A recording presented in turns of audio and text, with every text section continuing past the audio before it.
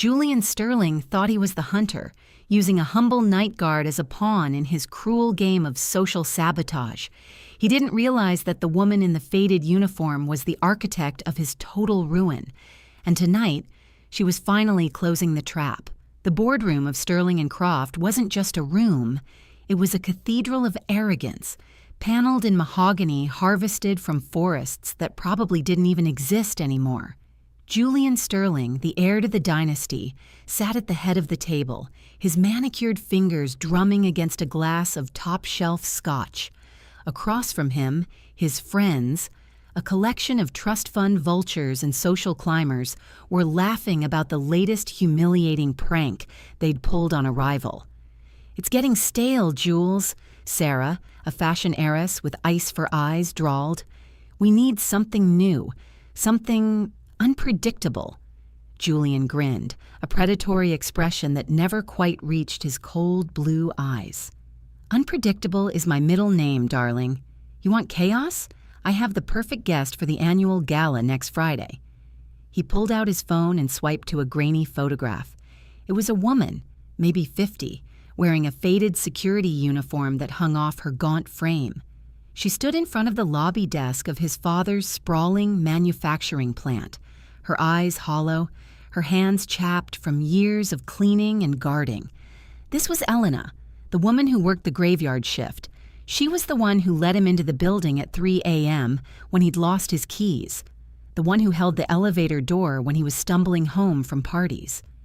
She was invisible, a ghost in the machine of his father's empire. "The watchwoman?"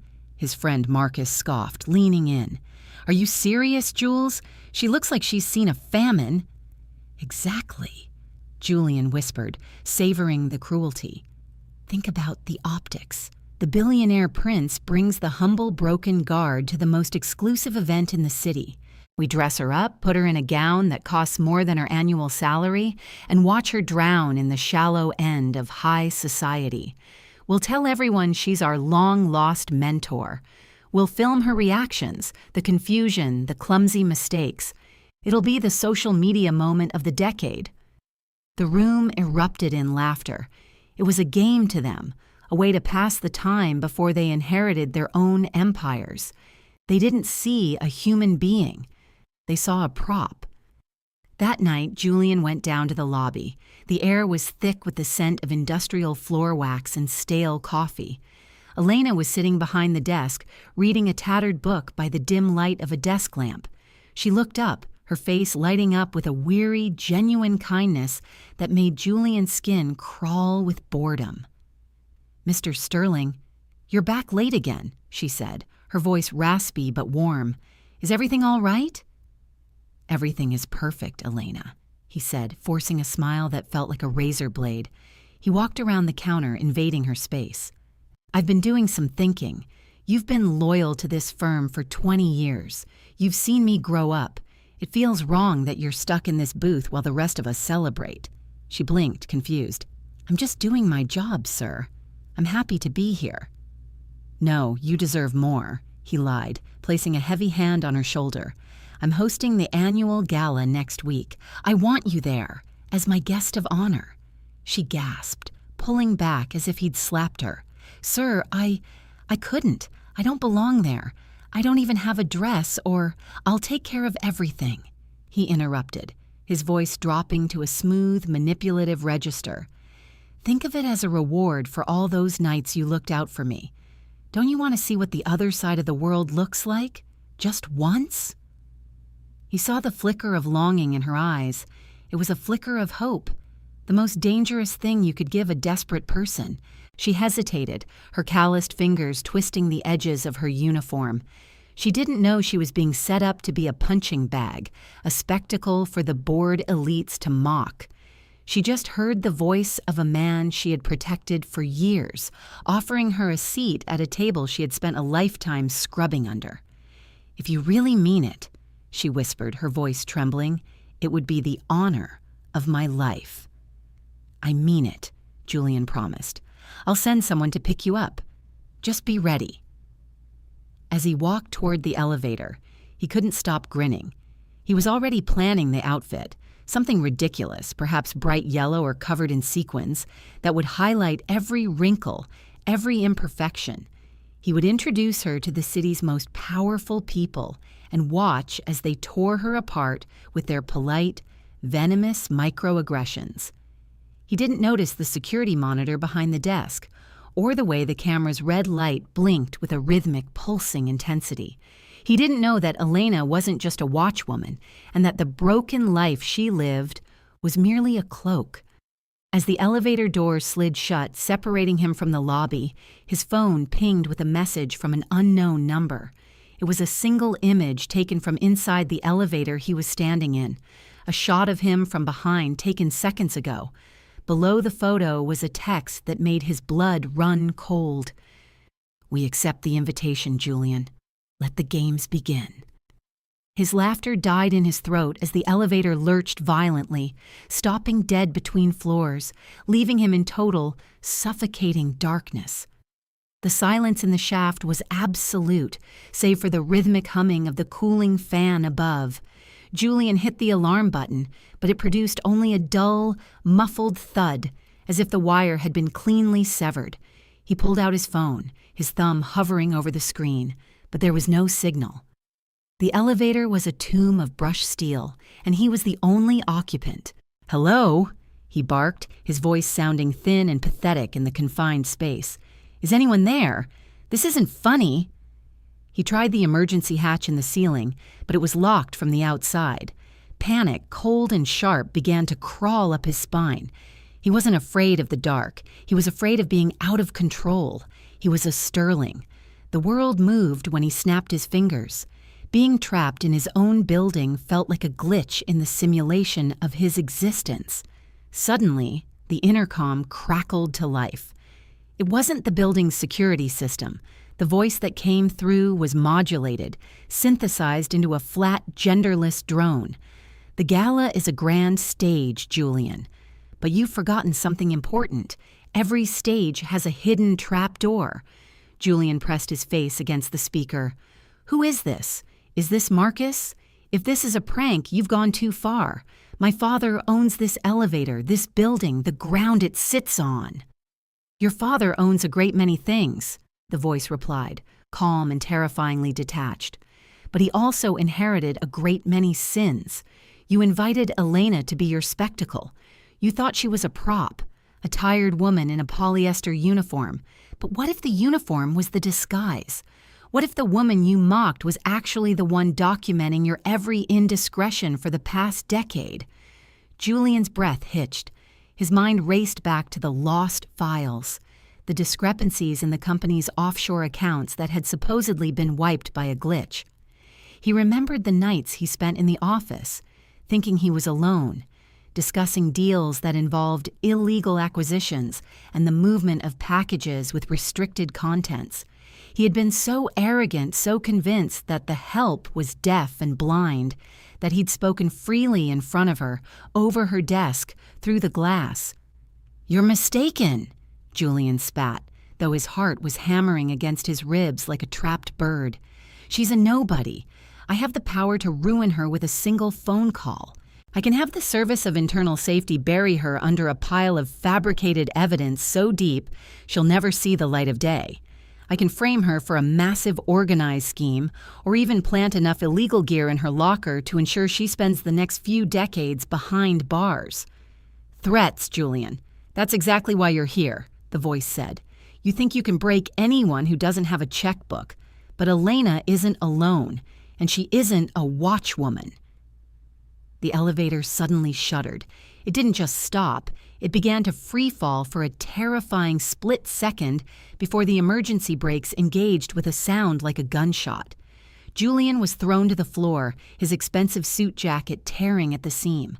His phone slid across the floor, and as he scrambled for it, the screen flickered to life. It wasn't a call. It was a live video feed. The screen showed his own private safe, hidden behind the painting in his office. He watched, helpless, as a pair of steady, gloved hands dialed the combination. The same combination he'd used since he was 12. The door swung open, revealing the contents. the ledger of the organized network, the high-resolution photos of him facilitating the transit of prohibited substances, and a digital drive containing the encrypted communications of his entire inner circle. "You wanted a guest of honor, Julian?" the voice whispered through the speaker. "You're going to get one. But when the gala starts, the spectacle won't be her. It will be the total collapse of everything you've ever built." The elevator lights surged to a blinding strobe-like white, and then extinguished completely. In the darkness, Julian heard the heavy thud of the elevator door prying open from the outside. He caught the scent of heavy industrial lavender, the exact perfume Elena wore. He lunged toward the gap, desperate for air, desperate for a way out. He poked his head through the opening, expecting to see the hallway of his penthouse floor. Instead, he found himself staring into the muzzle of a weapon held by a figure, dressed in the same drab, olive-gray security uniform he had so cruelly mocked earlier that day. Elena stood there, but she didn't look tired. She looked lethal. Her posture was perfectly balanced, her eyes devoid of the warmth he'd once attributed to her servitude. She wasn't just holding a standard guard's flashlight. She was holding a tablet that displayed a massive red upload progress bar. 99%, Julian, she said, her voice now crisp, clear, and utterly devoid of the subservient rasp. "By the time the guests arrive for the gala, the entire world will know exactly what you've been doing behind the closed doors of this office. And the internal service? They aren't here to protect you. They're here to process you." Behind her, the hallway was filled with men in dark suits, their faces obscured by tactical gear. They weren't police. They were something far more specialized. Julian scrambled backward, his boots scraping against the cold metal, but he had nowhere to go. Elena stepped into the elevator, the heavy steel door clicking shut behind her, sealing him in with her. She leaned in, her face inches from his, and he realized with a sickening jolt that she wasn't there to kill him. She was there to watch him fall. "You wanted to show me off, didn't you?" she whispered, her eyes burning with an icy intensity. "You wanted to see me embarrassed? Well, Julian, the invitations have already been sent, but the guest list isn't who you think. The prosecutors have already arrived." She pointed to the phone on the floor. It was ringing. The caller ID flashed, District Attorney. As he reached for it, the floor beneath them began to shift, descending not toward the lobby, but toward the basement, the one level of the building that didn't exist on any blueprints, the level where the most dangerous secrets of Sterling and Croft were stored. The elevator plummeted, and as the speed increased, the air grew thin, and the true extent of the conspiracy he had walked into began to dawn on him. He wasn't the predator. He was the primary target. The elevator hit the bottom with a jarring, bone-shaking impact, and the doors slid open to reveal a room that wasn't a basement at all. It was a sterile, white holding area, and sitting in the center chair, looking at a stack of photos, was his own father. The industrial hum of the elevator died instantly, replaced by a silence so profound it felt like a vacuum. Julian stumbled out of the car, his legs turning to jelly as his eyes adjusted to the harsh, sterile lighting of the sub-basement. This wasn't the maintenance room. It was a high-tech interrogation suite, pristine and terrifyingly clinical. His father, Arthur Sterling, sat in a leather armchair that looked completely out of place against the raw concrete walls. He wasn't wearing his usual bespoke suit. He was in a simple black turtleneck, his face a mask of disappointment that cut deeper than any physical blow. Spread across the steel table in front of him were dozens of photographs, all of them documenting Julian's late-night meetings, his reckless handling of the group's logistics, and the exact moments he had compromised their most sensitive operations for a bit of thrill-seeking. "Sit down, Julian," Arthur said, his voice terrifyingly calm. He didn't even look up from the files. Julian's mouth went dry. "Father? What is this? Why are you—" "I asked you to sit," Arthur interrupted, gesturing to a metal chair bolted to the floor. The command was laced with a steeliness that had once built an empire. Elena stood by the door, her hand resting on a heavy-duty sidearm. She was no longer the invisible woman. She was the architect of this downfall. She caught Julian's eye, and for a fleeting second, he saw a glimmer of raw, unadulterated contempt. She wasn't just working for his father. She had been his shadow for years, the eyes and ears that had seen everything Julian thought he had hidden. "I gave you every advantage," Arthur continued, finally lifting his gaze. "I gave you the company, the connections, the protection, and you decided to play God. You invited that woman to the gala as a joke. You invited a veteran of our internal security audit to be your punchline. You aren't just an heir, Julian. You're a liability." You were reckless," Arthur snapped, slamming a hand on the table. "You left a trail that even a blind investigator could follow. Do you have any idea how much effort it took to keep the Internal Service away from these files? And now, because you wanted to have a laugh, you've brought the wolves right to our doorstep. The gala is being monitored. Every high-profile guest you invited is currently being vetted by state officials. And the evidence you were so careless with? It's already in the cloud." Julian felt his world tilting. "The cloud? She did," Arthur said, pointing a finger at Elena. "She's been logging your every move since the day you moved into the penthouse. She isn't just a guard, Julian. She's the auditor I hired when I realized you were becoming a danger to the Sterling legacy, and she just sent the final package to the district attorney." Panic surged, raw and jagged. "You can't let them do this. You'll go down with me. Everything, the organization, the network, it'll all be dismantled." Arthur stood up slowly, his movements deliberate. "I have already cut the ties. As of 10 minutes ago, I have officially resigned from the board, claiming you acted without my knowledge. I've turned over the evidence of your independent decisions. To the world, I am the grieving, betrayed father who had no idea what his son was doing." The realization hit Julian with the force of a wrecking ball. He wasn't the prodigal son being brought home for a lecture. He was being served up as a sacrificial lamb. His father wasn't protecting the family name. He was liquidating the problem. "You're framing me," Julian whispered, the color draining from his face. "You're pinning all of it on me." "It isn't a frame job if you actually did it," Elena spoke for the first time, stepping forward. Her voice was cold, echoing in the confined space. "Every illegal acquisition, every package of restricted substance, every violation of the code, it all bears your digital signature. I made sure of that." Arthur walked toward the exit, pausing only to look back at his son. "The internal security teams will be here in 3 minutes, Julian. I suggest you decide whether you want to face them with a confession or a lie. Either way, the outcome is the same. You wanted to make a spectacle of someone? Well, look around you. The world is watching."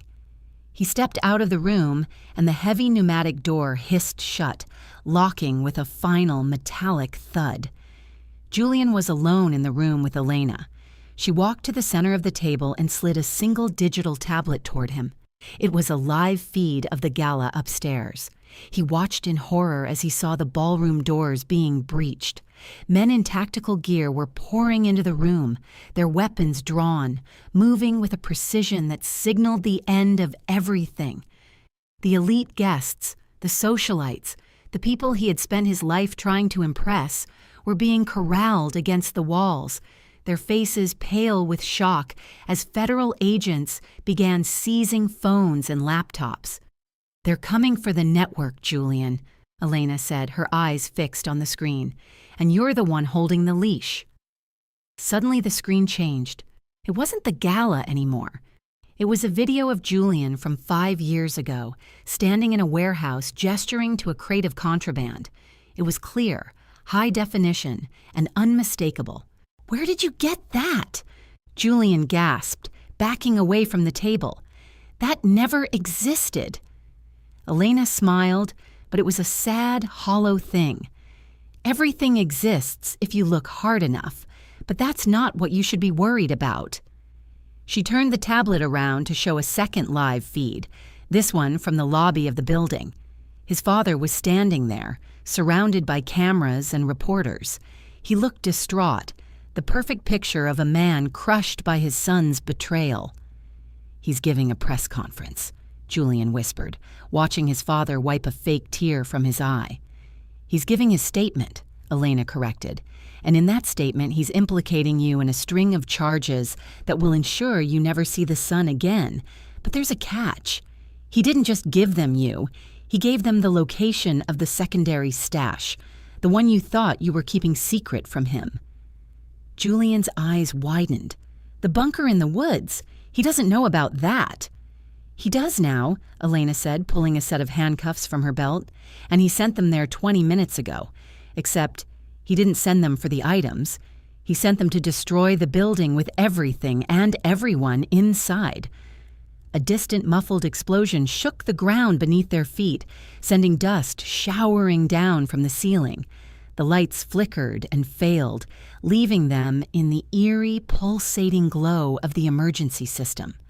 The floor began to vibrate, and the sound of an alarm began to wail, not a fire alarm, but a lockdown signal. "The building is being purged," Elena said, her voice calm despite the chaos. "I was tasked with making sure you were right here when the final lock engaged. You weren't supposed to survive the fallout, Julian.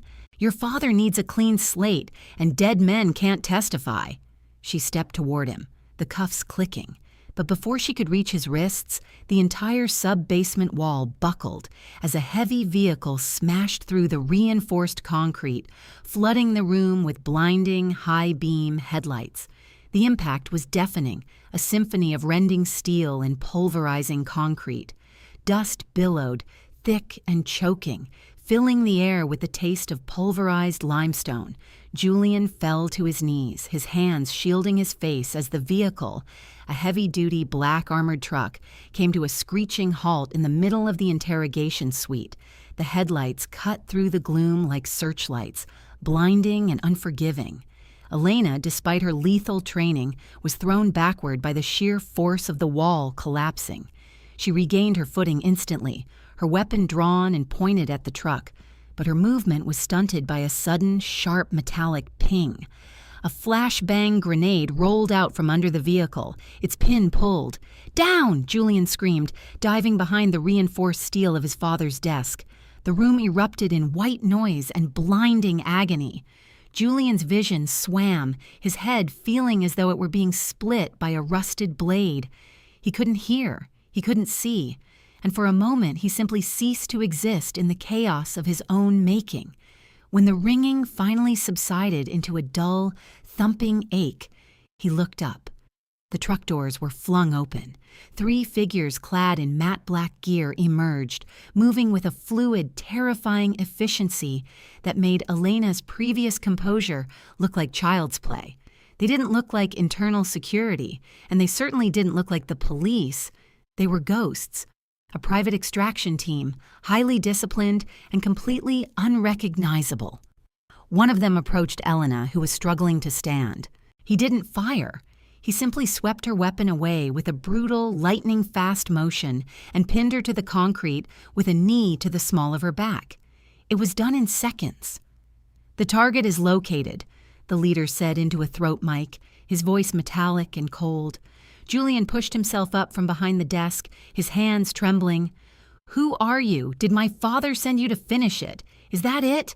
Tell him I have the offshore keys. Tell him I can still save the network." The leader turned his head toward Julian. His face was covered by a tactical visor, but the way he looked at the air was filled with a mixture of pity and contempt.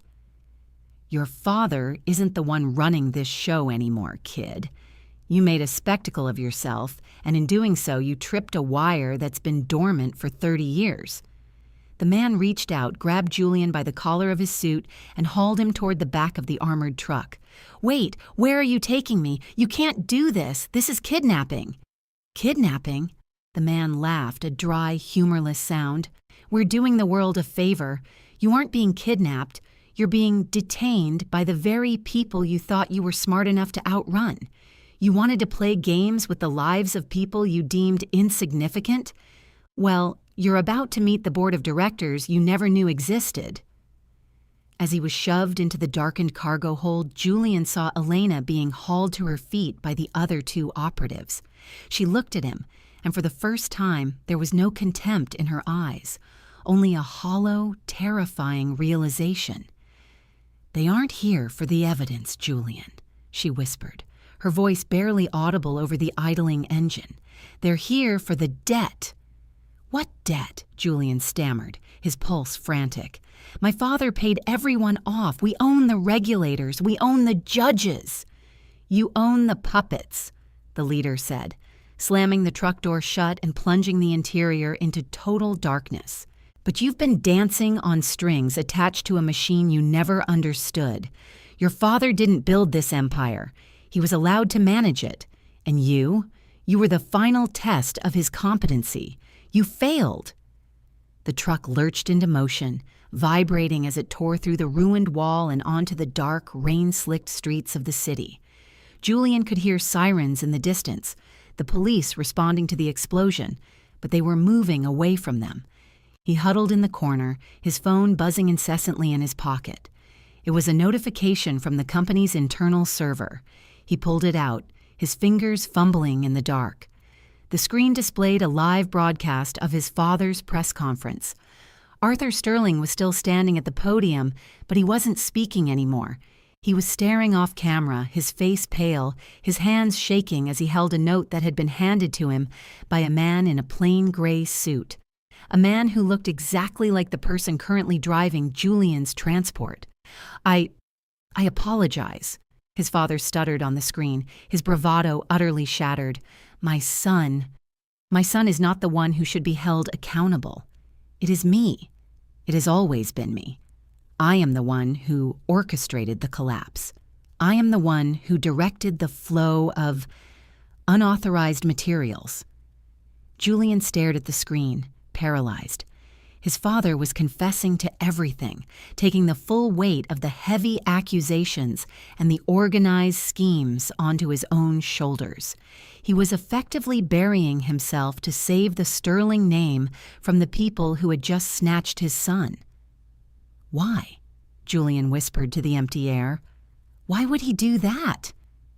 "Because he knows who we are," a voice boomed from the front of the truck, the speaker system projecting the leader's voice into the hold. "And he knows that if we get to you, we get to the foundation of his entire world. He's buying his life with his legacy." The truck slowed down, coming to a halt in what sounded like a large, echoing hangar. The back door began to hiss open, revealing a vast, dimly lit space filled with shadows. Julian stepped out, his legs buckling as he looked up. Standing in the center of the vast hangar were dozens of people. They weren't police. They weren't government officials. They were the people he had spent his life ignoring. The night cleaners, the security guards, the low-level clerks, the technicians he had never bothered to learn the names of. And they were all wearing the same drab, olive-gray uniforms. At the center of the formation stood Elena, who had been brought in through a side door. She wasn't being held anymore. She was walking to the front, taking her place beside a figure who stood in the deepest shadow, a figure who stepped forward, revealing the face of the one woman Julian had fired 3 years ago for simply asking for a raise. "You wanted to show the world how powerful you were, Julian," the woman said, her voice dripping with cold authority. "You wanted to invite us to your gala, so here we are. This is the gala, and the host is finally ready to pay the bill." Behind her, the hangar lights flickered on, revealing not a stage, but a massive electrified cage that descended from the rafters, enclosing them all in a space that would be impossible to escape. She held up a remote trigger, her thumb resting on a button. "You played with our lives for a laugh, Julian," she said, her eyes meeting his. "Now you get to watch as we play with yours." She pressed the button, and the floor beneath Julian began to slide away, revealing a dark, bottomless pit of water. A tank he recognized from his father's most classified construction blueprints, a tank intended for the disposal of the company's most sensitive, classified industrial waste. He looked down into the swirling, toxic black water and heard the sound of the hangar doors locking him in from the outside. The freezing liquid in the tank surged against the steel grate inches below Julian's trembling boots. He stared into the abyss, his breath hitching as the realization washed over him. This was the very containment unit he had authorized the construction of only months ago, designed to erase physical traces of the group's most illicit assets. Now he was the asset being discarded. The woman who held the remote, the former clerk he'd fired for demanding a living wage, stepped forward, the harsh industrial lights carving deep, unforgiving lines into her face. She didn't look like a victim anymore. She looked like a judge. Behind her, the sea of gray uniforms stood in perfect, terrifying formation. They weren't just employees, they were a network of the forgotten, the overlooked, and the systematically silenced. "Do you know why we chose this, Julian?" she asked, her voice echoing against the cold steel of the hangar. "Because you built this room to hide your messes. You thought it was a tomb for secrets. We're simply making sure the tomb is occupied by the right person." Julian scrambled backward, his heels scraping against the metal, but there was nowhere to go. The cage door had locked with a resonant, final sound. "I can give you anything. Money, control, the shares. Just tell me what you want." "We don't want your money." A familiar voice cut through the air. Elena stepped out from the shadows of the crowd. She was still wearing the olive gray uniform, but she held herself with the authority of someone who had never been a servant. She walked toward the edge of the pit and tossed a heavy, worn leather folder onto the steel floor at Julian's feet. It slid, stopping right at his toes. "That," Elena said, "is the archive of every life you and your father ruined. Every family broken by your illegal acquisitions, every whistleblower buried by your internal security teams, and every worker whose livelihood was stripped away for a boardroom bonus. Your father confessed to the press because we forced his hand.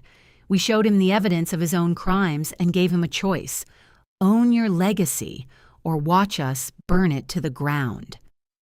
Julian opened the folder with shaking hands. The photos, the signatures, the bank statements, it was all there. It was his entire life, condensed into a stack of paper that served as his death warrant. "You're not killing me," Julian realized, a manic, desperate laugh bubbling up in his throat. "You're just turning me over to the authorities. You want me to rot in a cell for decades. You want me to face the legal system." "The legal system is for people who believe in justice," the lead woman replied, her thumb hovering over the button. "But we've moved past that. We've uploaded the entire archive to every major news outlet in the country. The authorities are on their way, yes, but not to save you. They're coming to ensure there's a body to prosecute." The floor beneath Julian began to tilt. He screamed, grabbing onto the side of the cage, but the mechanism was relentless. The platform groaned, sliding at a 45-degree angle, dragging him toward the dark, turbulent surface of the disposal tank. "Wait!" he shrieked, clawing at the metal. "I can change! I can fix it!" "The time for fixing was when you had the power to be human," Elena said coldly. With a final, sharp click, the platform dropped. Julian didn't hit the water. The floor stopped just inches above the surface. He hung there, suspended over the dark, churning liquid, shivering, his suit ruined, his arrogance completely evaporated. He was finally face to face with the nothingness he had forced others to live in for years. The hangar doors groaned open. The sound of sirens, not police but news helicopters, began to drown out the silence. The world was finally looking in on the Sterling Empire. The woman with the remote turned to the crowd of workers. "The doors are open. The truth is out. We have no more business here."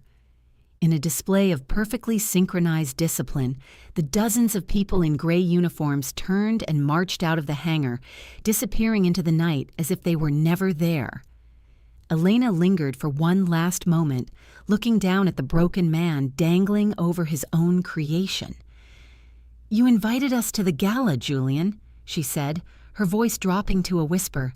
"You wanted to show off your power. I hope you enjoyed the party."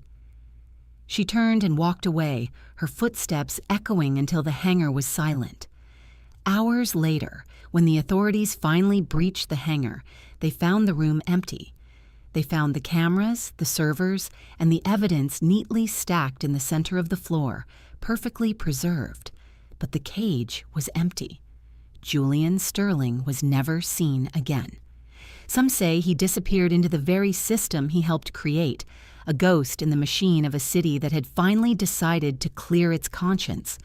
The Sterling Empire collapsed within 48 hours, the stock plummeted to zero, and his father died in a high-security holding facility shortly after, clutching a photograph of the son he had traded for his own preservation. In the lobby of the Sterling building, the desk where a quiet, unassuming watchwoman once sat remained vacant for a long time.